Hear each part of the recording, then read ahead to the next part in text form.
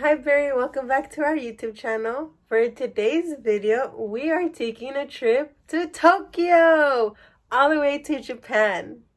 We will be looking at some of the things to do in Tokyo. Since we're staying home, we will be taking a virtual tour of the streets as we're learning about their culture. Let's go!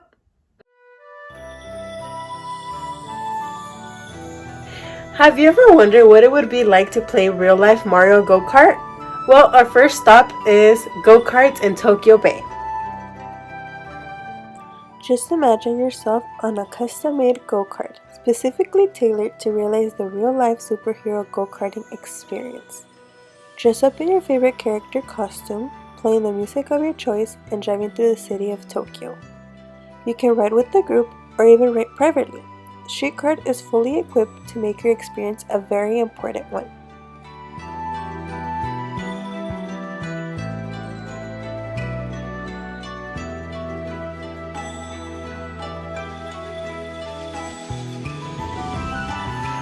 Our next stop is the Meiji Shrine.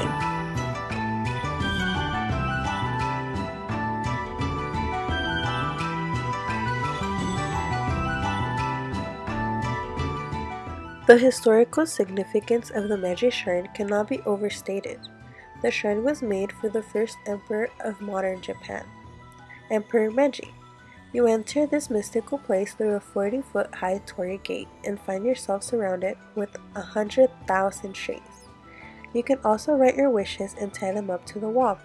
The Meiji Jingu treasure house is at the northern end of the shrine, where you will find several personal belongings of the emperor, as well as a beautiful inner garden with blooming flowers and a rustic well.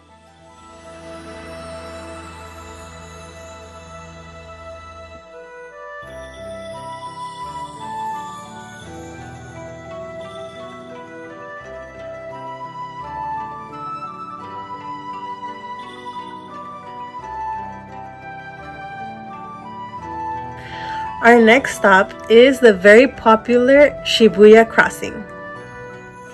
The iconic Shibuya Crossing is on most visitors' attraction itinerary because it is known as the busiest intersection in the world, which means it won't be difficult to find yourself there when it's insanely packed. While crowds may not be something you wish for in your everyday life, you'll want to participate in the organized chaos that ensures when hundreds of people walk across the intersection at once. For a different perspective, you can watch from the second-story window of the Starbucks on the northern side or from the 47th floor of the Shibuya Scramble Square building.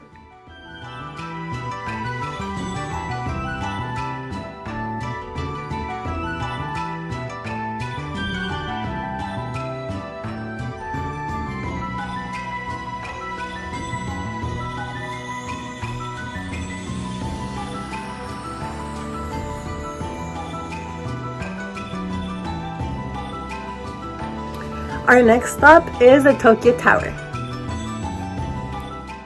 The Tokyo Tower is the second tallest architectural wonder of Japan. Standing at a height of 1,092 feet, the tower glimmers with lights and serves as one of the symbolic features of the city.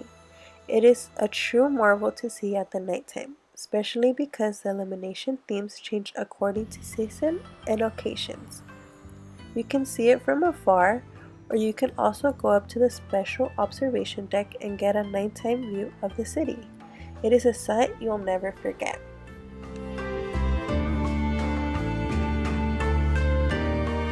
Our next stop is the traditional Japanese tea ceremonies. The Japanese tea ceremony is a special way of making green tea, also known as matcha. It is called the Way of Tea. It is a Japanese cultural activity involving the ceremonial preparation and presentation of matcha, powdered tea. You will be able to learn about the different kinds of teas, the kimonos, the flowers, and many other things. And our last stop is Disneyland Tokyo. Go and grab your Mickey and Minnie ears. Welcome to the happiest place in the world, Disneyland Tokyo Edition. It is highly recommended that you spend at least 2 days here to enjoy all the wonderful attractions and food. There are several fun attractions unique to Tokyo Disneyland, like Dreamlights with the magical nighttime light parade with Minnie, the interactive Monster Sync ride and Go Seek, and the Western River Railroad, just to name a few. Disneyland Tokyo was opened on April 15, 1983. Disneyland Tokyo is divided into 7 theme parks: the World Bazaar, Adventureland, Westernland, Critter Country, Fantasyland, Toontown, and Tomorrowland.